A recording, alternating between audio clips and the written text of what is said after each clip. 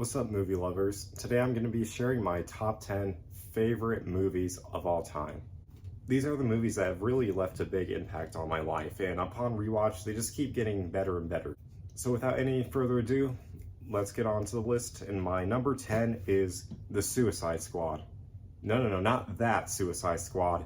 This Suicide Squad, that's right. I think the DC universe really peaked with this movie because every character is just so well written, and everyone just is really fleshed out, and the plot is really focused, and it's a really great movie, and the soundtrack is really good. I mean, they don't just choose the most obvious choices for this scene. They actually picked, like good fitting songs. And so that's why I think it's just a great movie. Number 9 is Megamind versus the Doom Syndicate. That's right. This is a sequel to the first Megamind, but I personally think that this sequel improves on the original in about every way. The first obvious one is the animation. This came out over a decade after the first Megamind, and so naturally the animation is just a huge step up. I mean, just look at the first one and then look at this one. I mean, you can just tell they really took the time to improve the animation and make it better.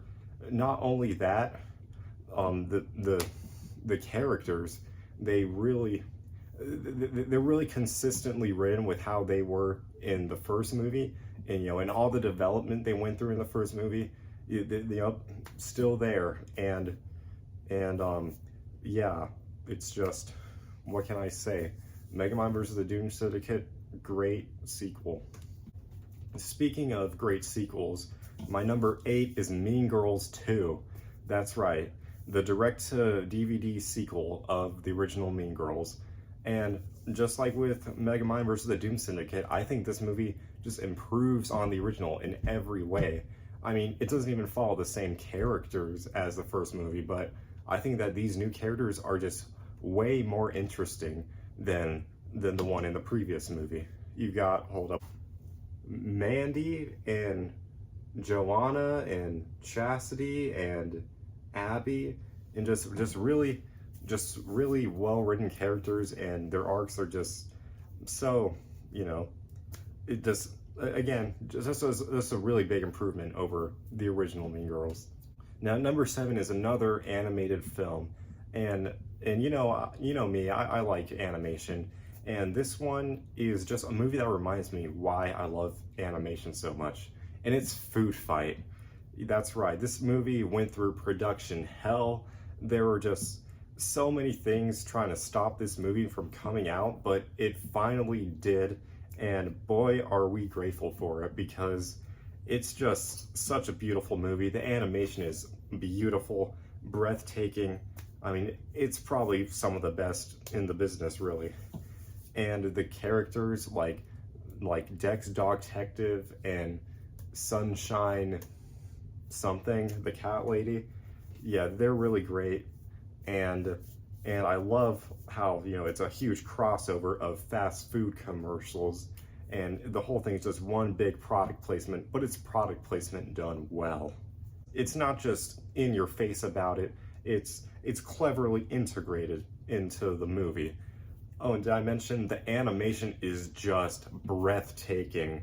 I mean, the movie cost $65 million to make, and you can just really see that where the budget went, because like the visuals, top notch.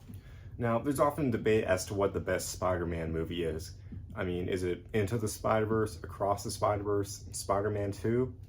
Heck, some people might even say that it's No Way Home.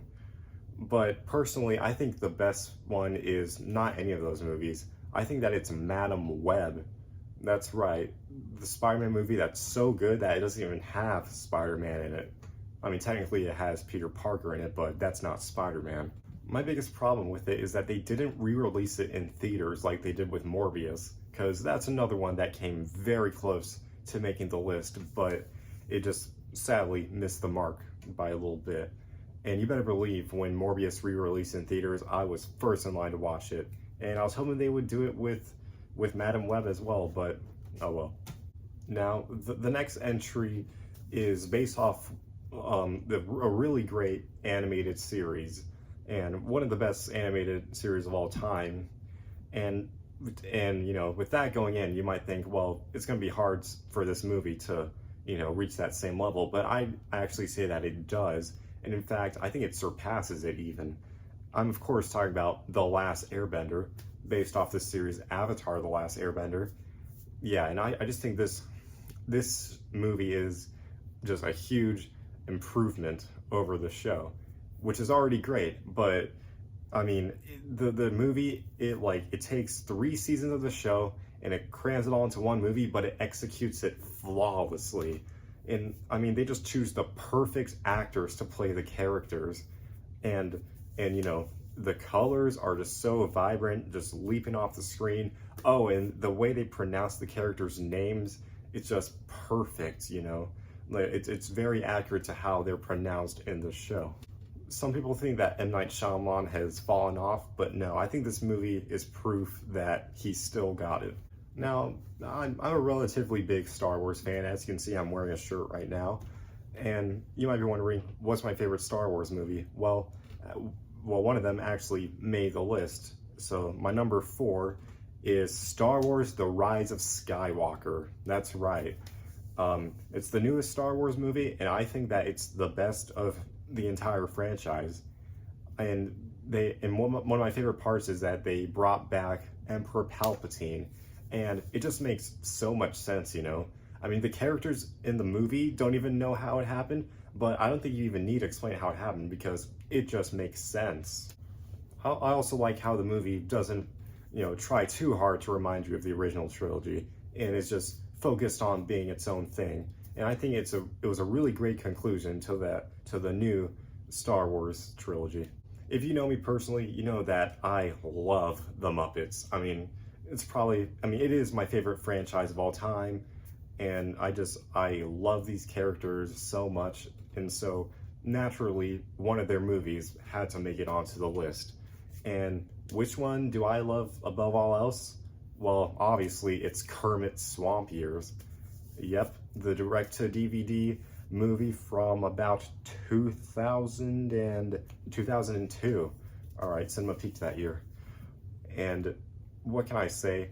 It's just a masterpiece. I mean, it doesn't even have any of the rest of the Muppets in it. It's only Kermit, but I don't think you need them to have a great story because the story is just so compelling. And the new characters they do bring in, like Blotch and Goggles and that talking dog, they're just so interesting and they're just so memorable and cute, and it's amazing. Oh, and it's definitely the funniest Muppet movie. You know, the scene where Goggles moons Blotch, it's just peak humor right there.